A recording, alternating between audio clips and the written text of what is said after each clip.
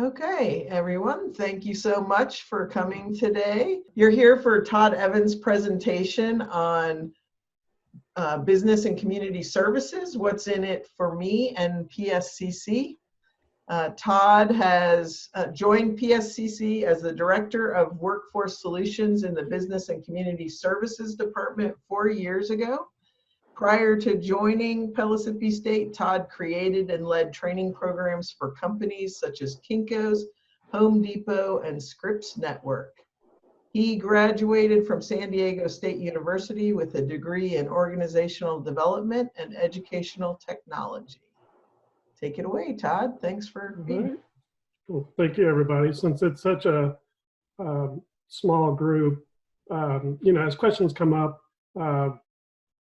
please feel free to jump in. I don't know if we need to do the chat box piece, but kind of my intention in partnering with Karen and Pace was, when I moved to Knoxville, I joined Scripps Networks, which in case, it's now Discovery Communications, but it's literally just down the street from the Hardin Valley campus. And I worked there for 5 years. And in that time, I had no idea that Pellissippi State could do some of the things that they do on the professional development or workforce development side. And in my few years here at Pellissippi, I realized in talking to other people in the community, but even our own community within faculty and staff, that some people don't necessarily know some of the things that we do. And so I thought it would be helpful just to kind of share not only what we do, but also how it might be able to impact you, whether you're faculty or staff, in terms of supporting your students or your clients and the broader Pellissippi community. So that's kind of the game plan. Let me just pull up the.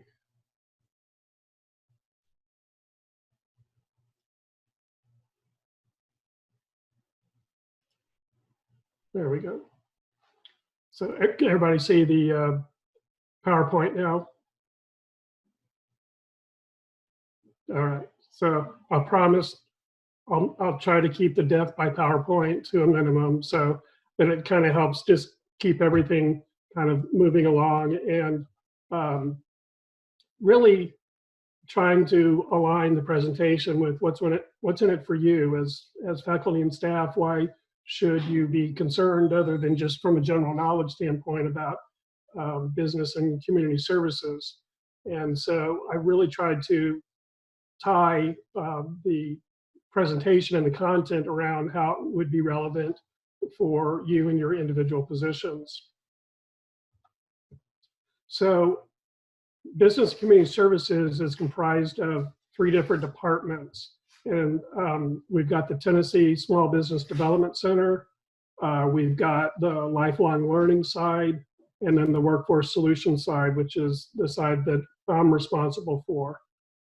So as we go through those different categories, I wanted to talk about some of the benefits for all of you, and then obviously answer any questions either as we go, or we've got some time built in at the end. Perhaps some of you know Terry Brands, who's my manager, and so she oversees all of business and community services. And again, that's comprised of those 3 different areas. The Tennessee Small Business Development Center is actually part of Pellissippi State, although it's housed at the Chamber of Commerce building on Market Square in downtown. And so I've got a little bit more information on the Small Business Development Center in just a second. A second part of our department is lifelong learning. And perhaps some of you know Nancy Coram, who handles that. That's all what we used to call the fun stuff. I still call it the fun stuff, but it's everything from making jewelry to your firearms certification, riding a motorcycle, digital photography, playing the ukulele. And there's some advantages for faculty and staff in that area as well that perhaps some people hadn't thought of.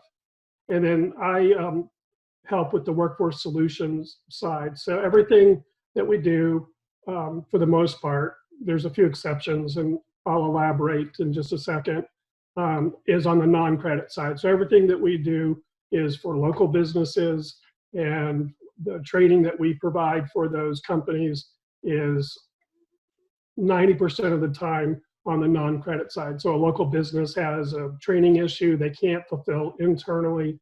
We provide instructors. We can do it at one of our 5 campuses. We can do it on site, materials. I do the needs assessment and things along those lines. So that's kind of how we're divided. Obviously, there's many more members of our team. Tim Wilson helps with our sales outreach. Andy Polnicki is the director of our Mega Lab out at the Strawberry Plains campus. So he oversees all the lab. I've got some pictures of that as well.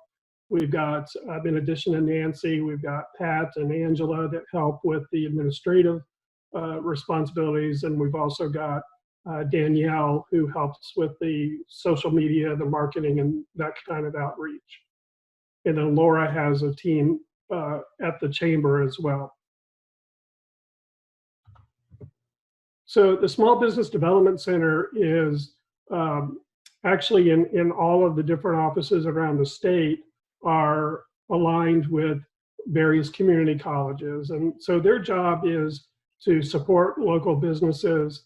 And because of that relationship with Mississippi State and some state funding, as well as some federal funding and from the National Chamber of Commerce, they provide those services for free. So if someone wants to start a small business, or they have a small business and they want to grow that into a larger business, they can help with everything from loan applications to marketing plans, business plans, social media, how to set up Google AdSense for placement in Google searches and things like that. As you can imagine, with everything that's been going on, a huge part of what they've been doing recently is help with the payroll protection plan loans. So all these businesses that have been trying to get loans to cover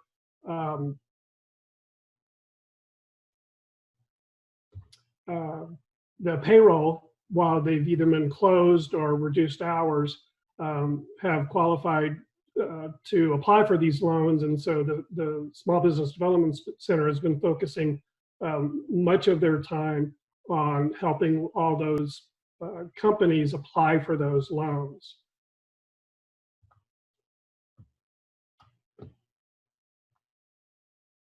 Cool.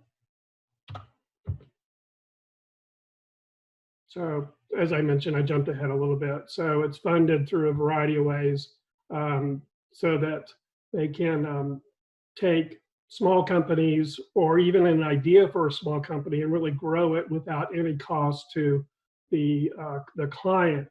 A great success story is Crawler's Edge, which is a local company. There was a guy who had a hobby of loved old Ford Broncos. Remember the Ford trucks?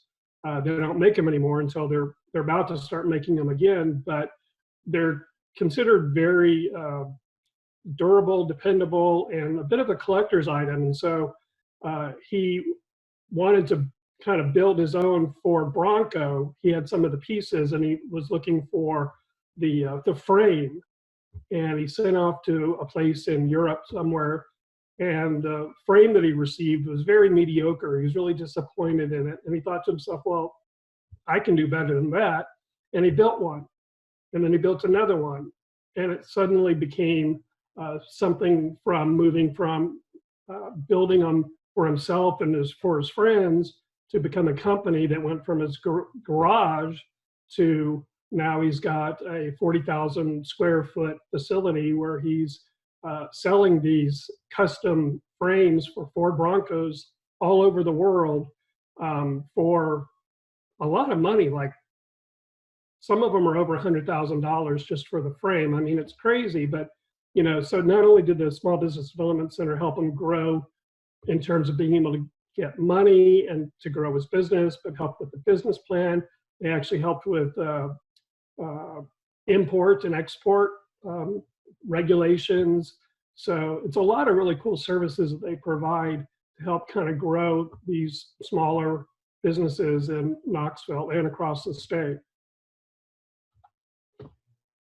They actually support a little larger area than just Pellissippi, Blount County, Claiborne, Union, Jefferson, Sevier, and Blount County, as well as Knox County. So their territory is a little bit bigger than just Pellissippi's with Knoxville and Blount. Excuse me. And I alluded to some of the things that they help with writing a business plan. They help with the financials, any kind of technology planning, business case, as I mentioned, international trade. Even things like one company that is a long-held family-run business, and the patriarch of the family wants to turn things over to future family members, and so they're helping him develop a succession plan. So how do you make that transition from owner-operator to son or son-in-law or daughter-in-law, and kind of continue that without any minimizing tax implications and things like that. So it's a whole host of services. They also partner with SCORE, so a lot of retired executives that are interested in working, even though it's usually for free, but to kind of give back to local businesses and demonstrate their expertise in whatever their subject matter expert might be. So that's kind of the Tennessee Small Business Development Center. Laura is the director of the facility there. She's only actually right now got 2 other people on her team. They're possibly looking for a 3rd person, but it's a relatively small team. But as you can see, they support a pretty broad area within East Tennessee. Questions on the Small Business Development Center? Do they offer classes on writing a business plan? I was just trying. Is that right on your site on the, or do I have to go to a separate website? It would actually be the Small Business Development Center website, because we try not to inundate too much, because we've got a variety of our classes on our website. From a marketing standpoint, we do share what they're doing and they share what we're doing, but their website's pretty straightforward. It's just tsbdc.com, and you can find out, or they have a newsletter where you can sign up for announcements. And all of their webinars and all their classes, again, are free, so they're easy to sign up for. But the thing that's kind of come as a result of this, to Karen's question, is we now are beginning to share more resources and instructors. So, they're scrambling to fulfill all these loan applications. And so we're trying to kind of backfill some of their extra work in terms of hosting presentations for their clients, because a lot of their clients could also potentially be clients of my department, our department. So, and in case you didn't know, prior to my boss and Laura's boss, Terry, has been with Pellissippi for quite a while, over 20 years.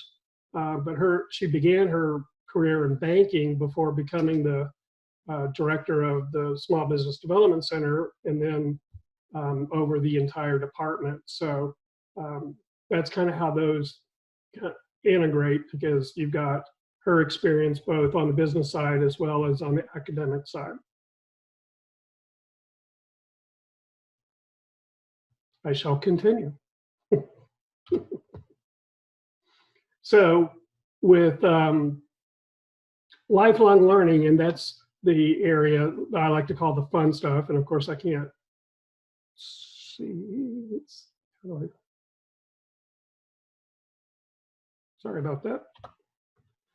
So although I kind of jokingly say, it's classes you might take just for fun, but there are things that are more hobby oriented. There are some that are more like retirement planning or financial planning, but they're geared for folks that want to learn a new skill, learn a new hobby. Sometimes it's mainly, just to meet other people. I like the part about getting out of the house and trying something new. I think we would all appreciate getting out of the house and seeing something new. So hopefully soon we'll have that, but that's been an interesting shift for us. Many of the classes, including the summer catalog, which just came out, 90% of them were all classroom-based classes. And so I've been working to kind of help support Nancy and her instructors with taking the classes and migrating them to an online format. How do we do that from a content standpoint, from an interaction standpoint?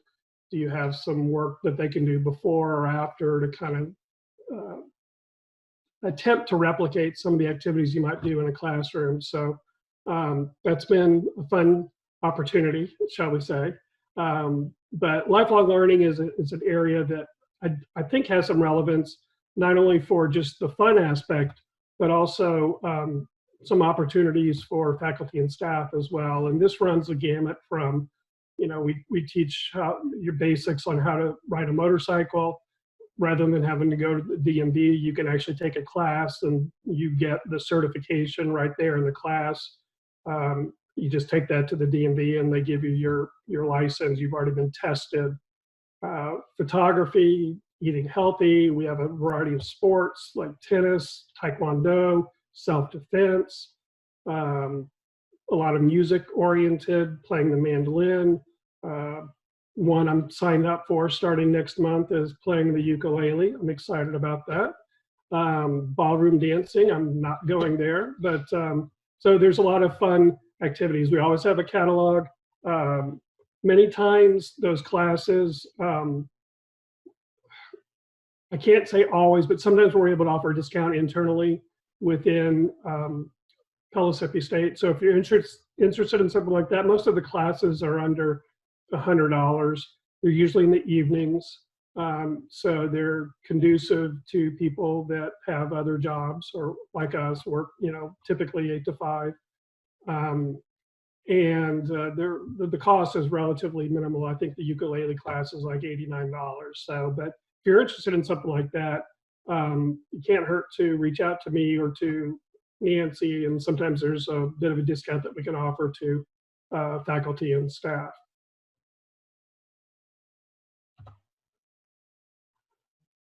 And an aspect that I think could be helpful for any member of the Pellissippi State community is, one, we spend so much of our time kind of on academic pursuits and learning about our jobs and our professional development. And it's, for me especially, I know it's easy to kind of forget about the importance of having some personal enrichment activities as well, learning a new hobby or skill. I was just talking to my son who expressed interest. We were talking about welding, and I talked about a welding for hobbyist class that we're having over the summer, hopefully. And just, to create artwork with metals and using your welding technologies. So just something to kind of outside of the normal professional development that we might do. It's a good opportunity to meet some new people.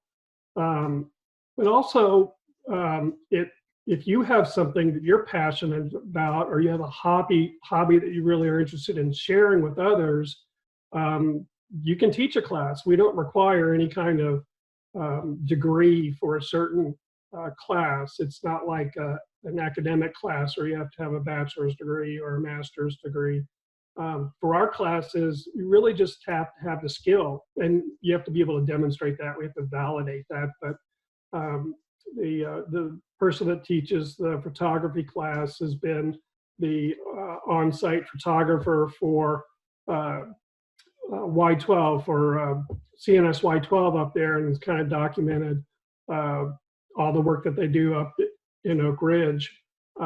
So he has, 40 years of experience in photography, and it's not a ton of extra money, but we do pay our instructors, and that's outside of your salary or your wages within Pellissippi State. So it's a way to pick up some extra income. And it's, if nothing else, it's a way to kind of share a passion or a hobby that you might have. As we get into the workforce solutions piece, you'll see some more of the professional development that we offer. Some of that's kind of on the lifelong learning side, like some of our Microsoft Excel and Word classes, or Spanish for beginners, things like that. But then at other classes, if there is something that you see that is relevant towards your job, you can ask your supervisor about attending that class, and then that'll be paid for by the college. You won't have to pay anything for that. Some of those Microsoft Excel classes or coding classes are also offered online, so it doesn't have to be just a classroom class. So again, I think a couple benefits for faculty and staff would be an opportunity to teach and earn a little extra if there's something that you would like to share, and also to enhance any professional development. I know that Liz Ross in our HR department has been hired to focus internally within Pellissippi State for all of our professional development. And as that ramps up and increases, this will still be an option for you, at least in the short term, for us to be able to provide some of that training in the meantime. Questions?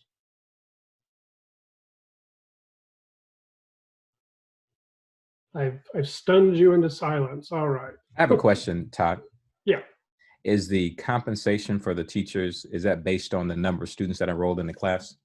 It depends. That's a good question, Barry. And the question was, does it imply, how does the compensation work? And it depends. It depends on the relationship that we have with the particular instructor. Mm-hmm. Traditionally, in the past, we've done just an hourly rate for the instructor. So if it's a 3-hour class and we pay them $5 an hour, we don't. But so right. They would get the $15. What we've tried to shift towards doing is have revenue sharing with our instructors. Mm-hmm. So if someone wants to teach a class and the retail price to the public is $50, then we would get 25 and the instructor would get 25 per student. Mm-hmm. So it hopefully would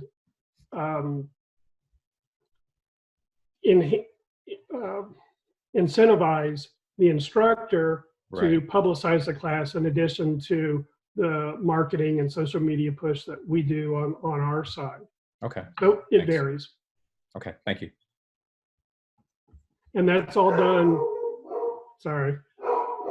They have a knack. Whenever I'm on Zoom, the dogs start barking. So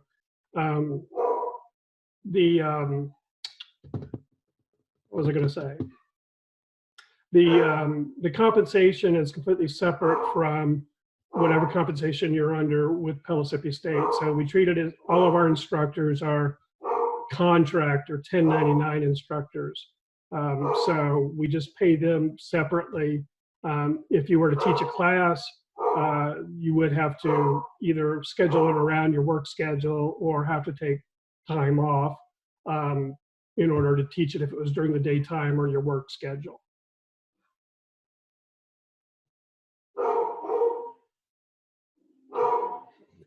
I should wait for the dog to stop barking, but that will take too long probably.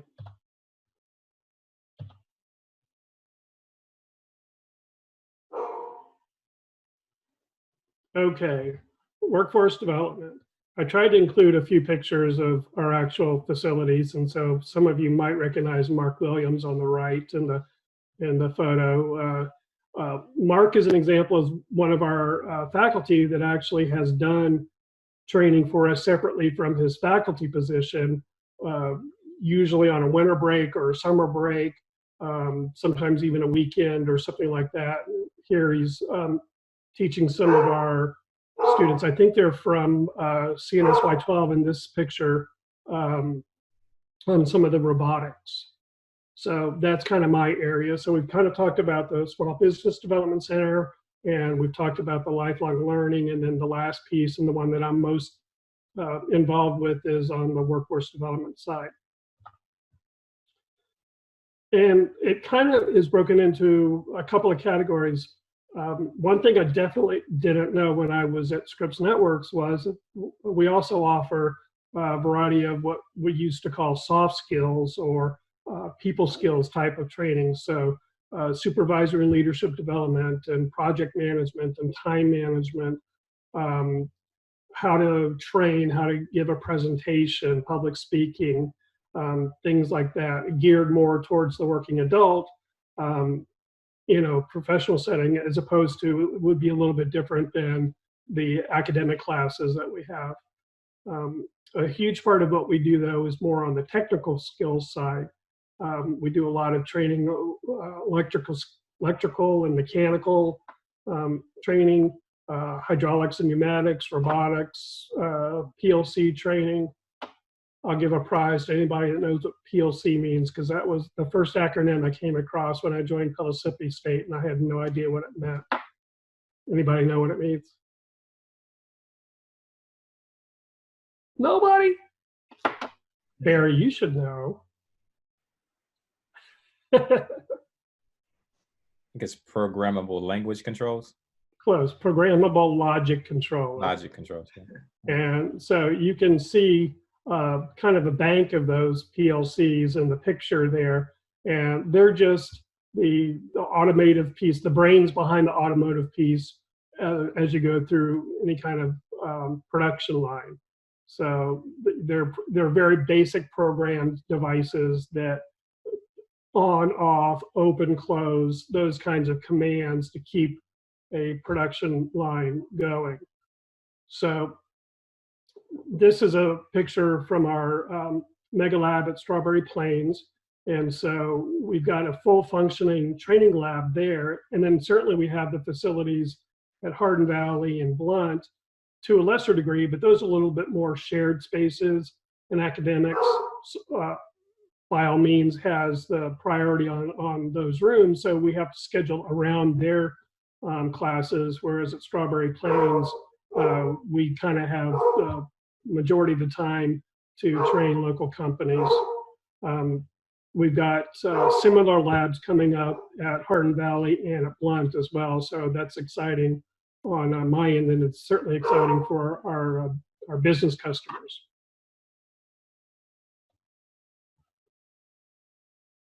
Here's a picture of the 3D printers in the Mega Lab.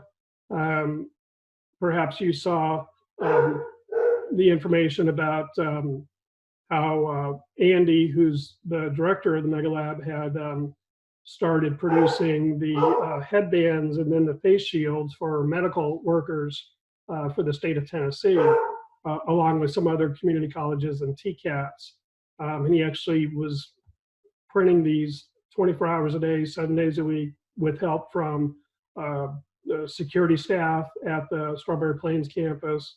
And a few of us, like Tim Wilson and I, kind of pitched in and helped out as well. But in the first week or so, he produced over 500 shields and headbands for medical professionals. So that's the universal symbol, by the way, for headbands. Sorry, you gotta take the good with the bad and Todd's sense of humor. So those are the devices that he was printing them on, is those 3D printers. A lot of online and self-paced training. Some other things that we do include skill assessments. We're working with Keurig Green Mountain about their maintenance team. And so the first thing we've got to understand is, where's the benchmark for the people that are on the maintenance team? What do they know? What don't they know? What are they strong in? What are they weak in? And so we have assessments that we can facilitate so that we can analyze everybody and then start to fill in where some of those gaps are, as well as understand, well, so-and-so is really good at this skill, so we'll make him or her the trainer or the mentor for that particular area, for hydraulics or for plumbing or for electrical.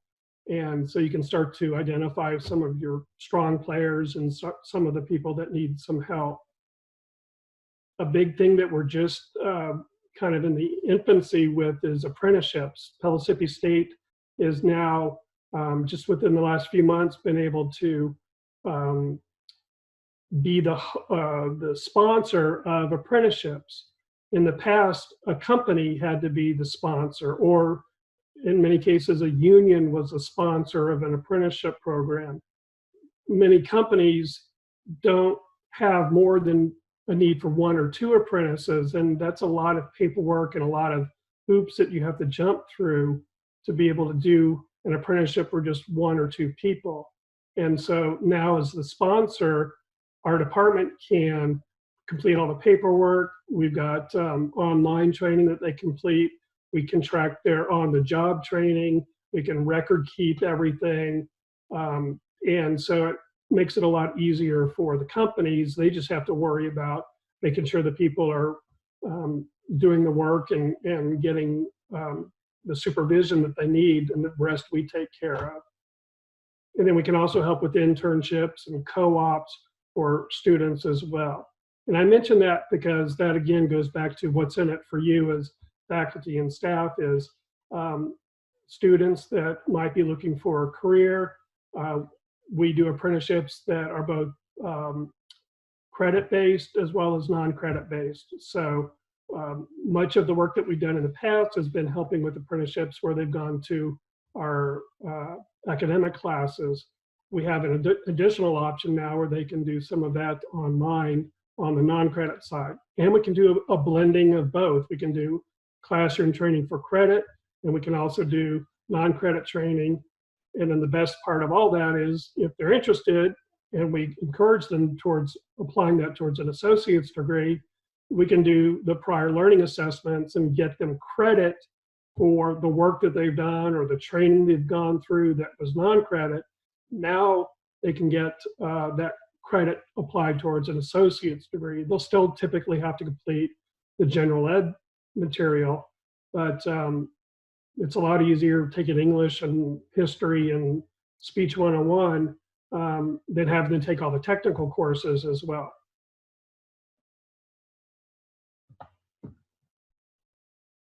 Another benefit that I see for faculty and staff is,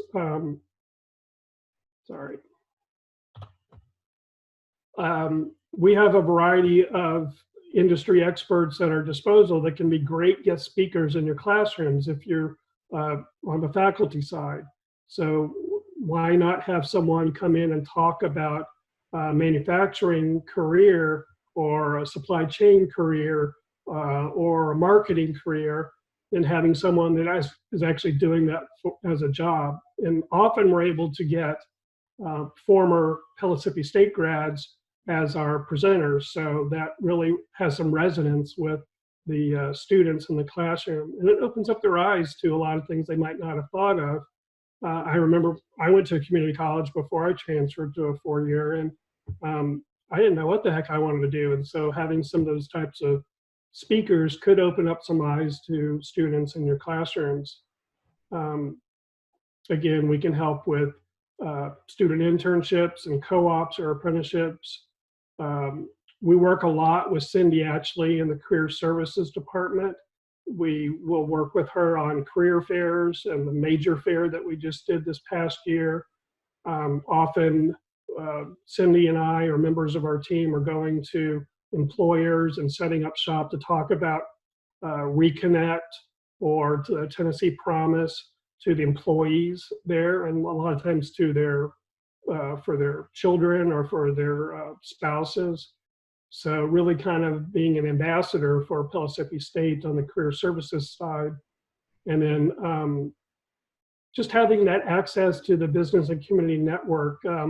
I know that when the team that did the race car was trying to find materials and support, that we had kind of a periphery relationship with helping them in terms of connecting them with local companies that might be interested in sponsoring the race car or providing some materials, things like that. So there's some advantages to kind of tapping into the network that we have.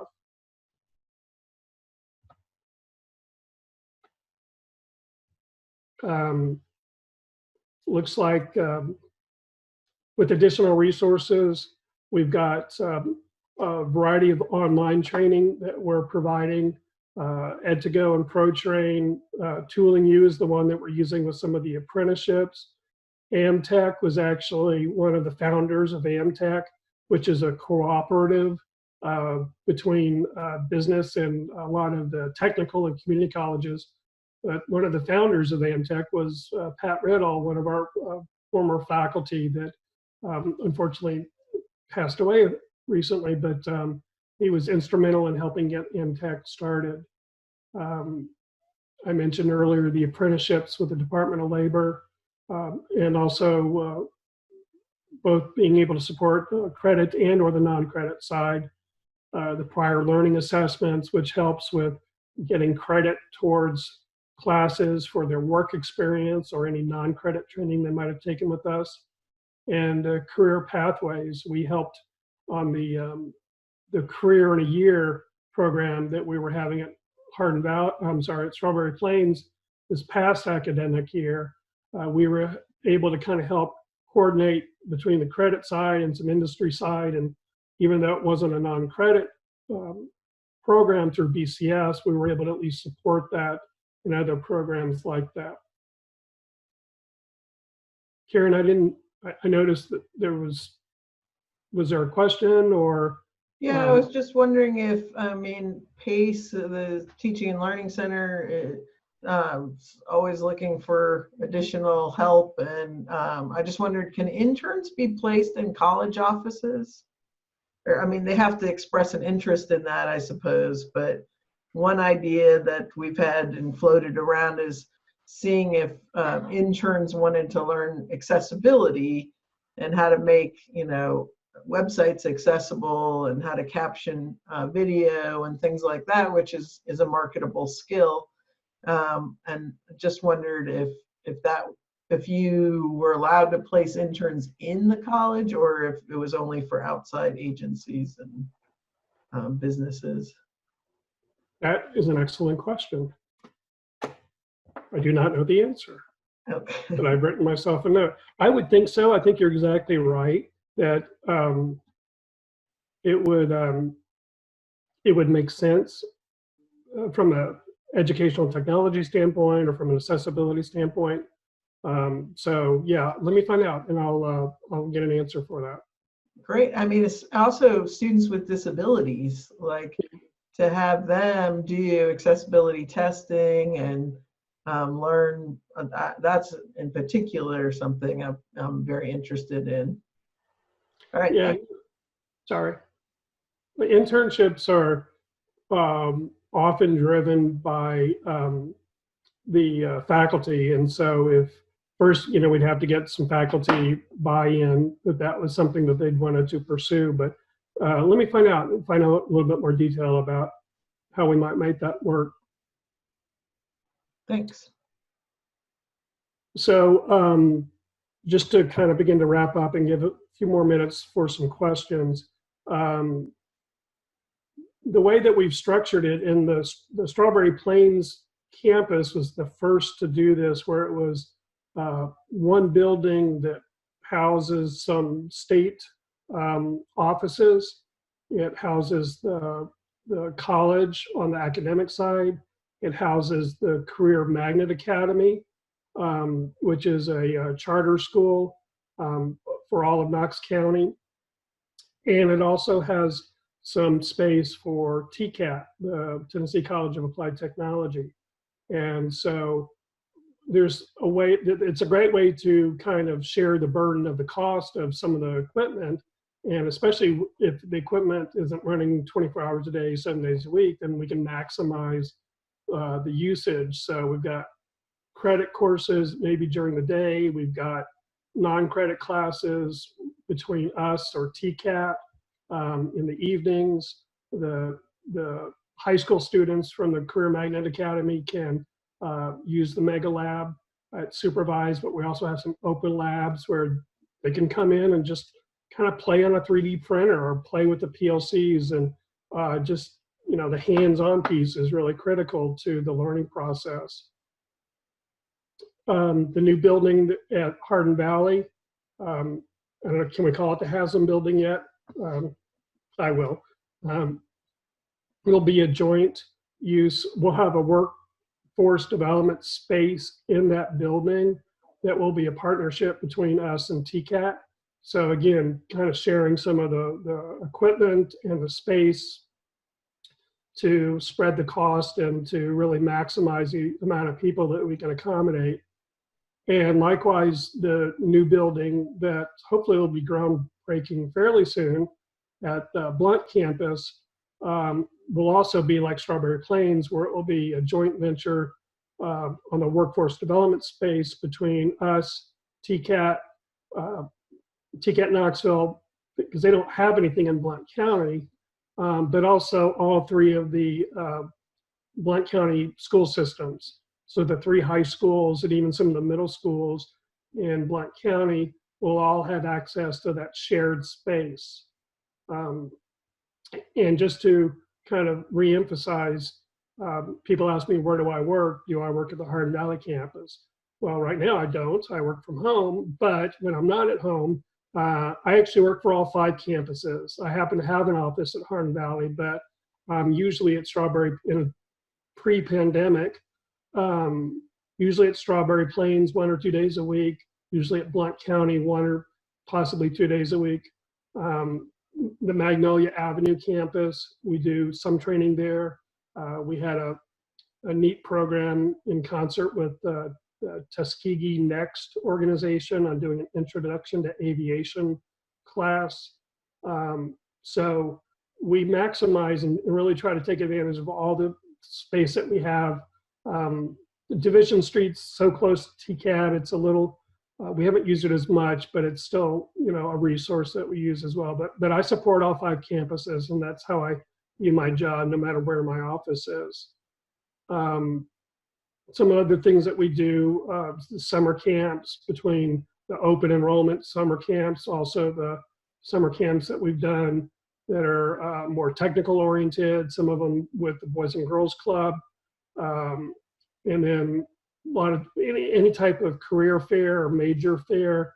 I'll usually partner with Cindy Atchley, and our team will, to bring in those companies to help answer questions for students about what a career might look like in a particular field or a study of discipline.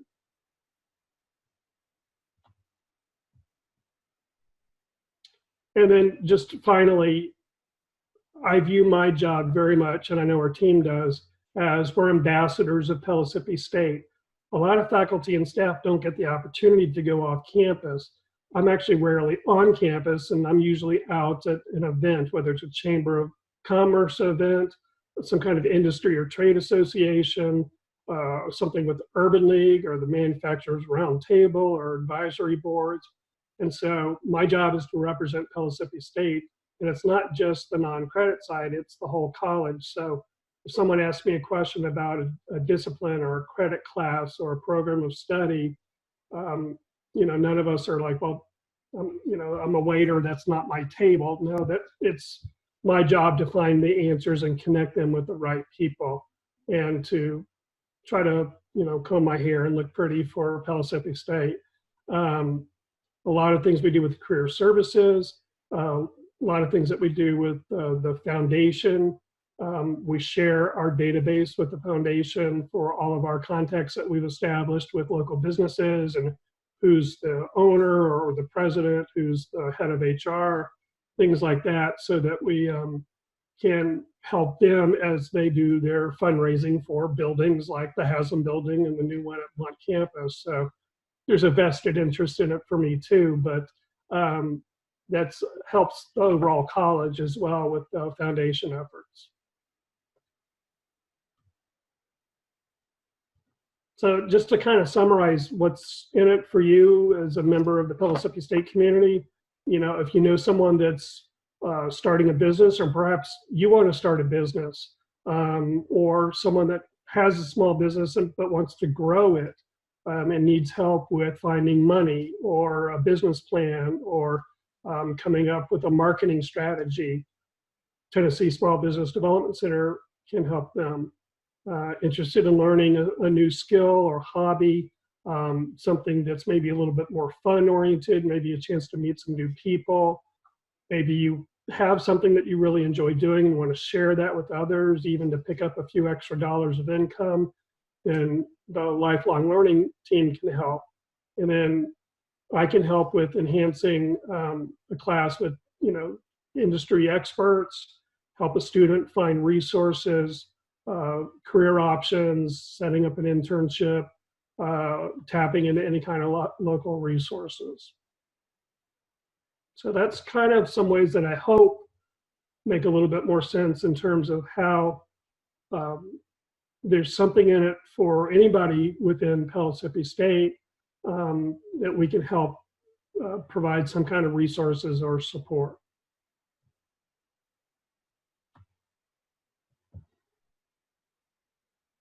I tried to find a funny picture of someone asking a question. The closest I could find was the Welcome Back Kotter picture. If anybody remembers that, I'm really dating myself by knowing that TV show. But so I chose not to place that one in there. But certainly, I think we've got a few minutes for some questions. If you have to run or you think of something after the fact, that's my office number, which I still check. You've got my cell number. Because my parents really hated me, they named me John Todd Evans. So that's why the J in the email address. So when you're looking for Todd Evans, it's JT Evans. So. But with that, I'll just see if there's any questions that I didn't answer or anything that might have come up. Not all at once. I have a quick question, Todd, about the apprenticeships. Mm-hmm. You mentioned that we're just starting with those and kind of laying the foundation for them. Are there any established relationships you have with manufacturers or businesses currently for internships? Yes, we actually, we helped start a pre-apprenticeship program at Maryville City High School. Okay. So that's in the IT department. We're also working on a culinary apprenticeship with them as a pre-apprenticeship, which pre-apprenticeship, youth apprenticeship. So we actually have the ability to do apprenticeships for students that are as young as 16 years old. There used to be some workers' compensation concerns, but that's been alleviated. So, and then actually it hasn't been announced, so this will be our little secret. We signed our first apprenticeship agreement on our side with on the non-credit side with Newell Rubbermaid yesterday. Nice. So that will be an apprenticeship for their tool and die shop for the tool makers. Okay.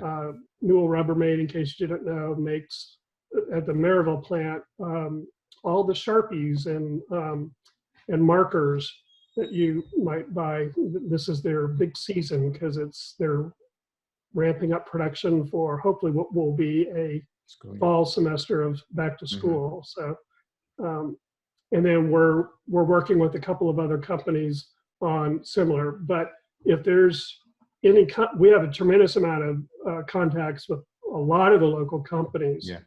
And so if there's ever an interest in the company or someone within Pellissippi talking about apprenticeships, worst case, we can always put the two people together and support that.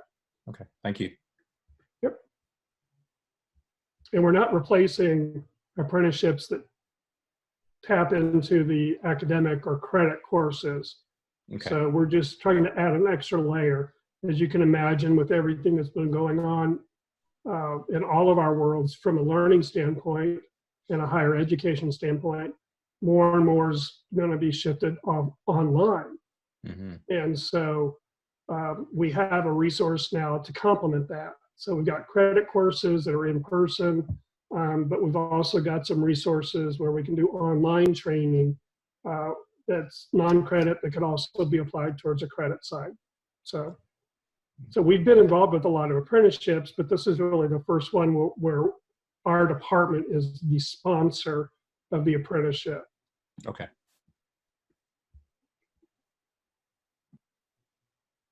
We run we support the apprenticeship for the Massey Electric down in Blount County, which are also the electricians working on the new building at Haslam. So that's a union sponsored apprenticeship program. We do all the teaching, but we pay the instructor, and it's all done through Massey Electric as an example. So, but that's a classroom based where he actually does the training at Massey, if that makes sense. So we've been involved with apprenticeships for a while, but this is kind of new where we're the sponsor. Other questions?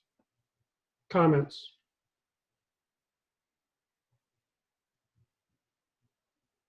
Todd, I have a question about, you said a student the class can be used as a credit class. So if they take a class that's non-credit, how do you turn it into a credit? What we use is that device called a prior learning assessment. And we'll work with the student as well as the faculty member. In many cases, we've already got those pathways identified. So if someone is taking a non-credit class, we know what the correlation is on the academic side for a credit class. If it's something that's different or unique that we haven't done before, then we have a process that we can meet with the student and the faculty member, or in some cases, maybe the department, and crosswalk that credit. So it's not guaranteed by any means, but it's fairly rare when we're not able to come up with a solution to help a student apply a non-credit class towards a credit class. Or more often than not, it's the work experience. The apprenticeship that we're doing with Newell Rubbermaid that I just mentioned, one of the two apprentices actually already has an associate's degree from Pellissippi State. The tool and die apprenticeship is a time-based apprenticeship that lasts 4 years. Because of his associate's degree and some other experience that he has, we're allowed to knock off an entire year of that apprenticeship. So it's still certified by the Department of Labor, as he will graduate as a journey worker in the tool and die shop, but he gets an entire year of his time-based piece cut off because of his associate's degree, or could have been because of his work experience, or a variety of factors. So, so that's how we kind of try to work hand in hand. Thank you. You're welcome, Michelle.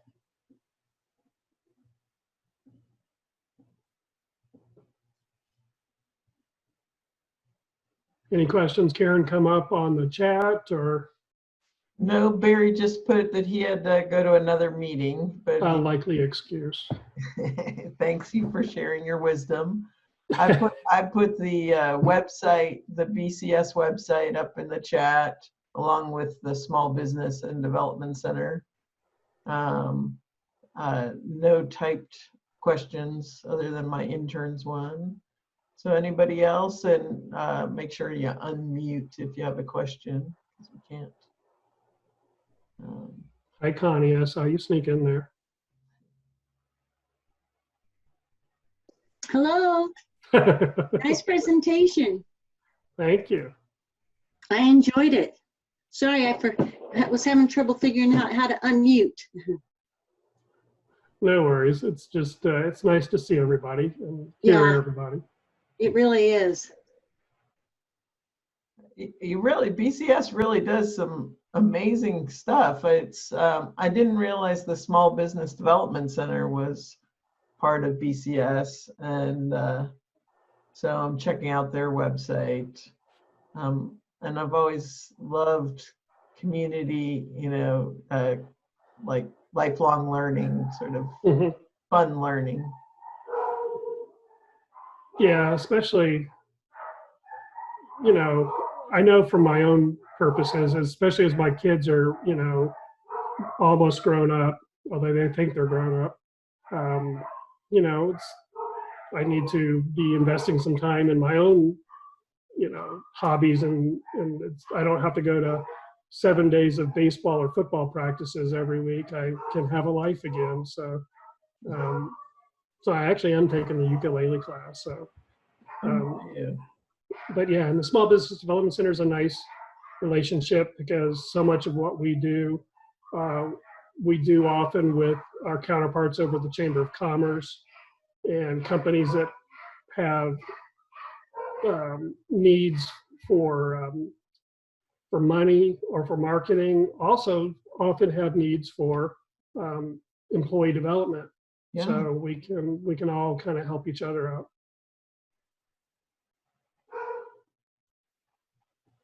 Thank you so much, Todd. I really think this is important information, and hopefully we can do this again so people will understand.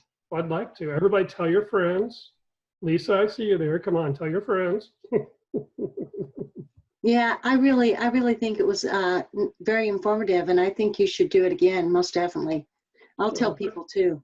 I know it's a very busy week for faculty. Yeah. But We had originally, I think we were going to do this in the Zoom room pre-pandemic. Then we shifted to doing it online. And, I knew that it was going to be, Karen and I knew that it was going to be in the middle of grades and finishing up the semester. So, I'm glad you all took the time. I do appreciate it. And we'll do it again. We might do it every year or every semester, but just kind of spread the word, and some great opportunities for faculty and staff with us. Appreciate the time. Thank you. Thank you very much. All right, All right, guys. Y'all have a wonderful day. Bye.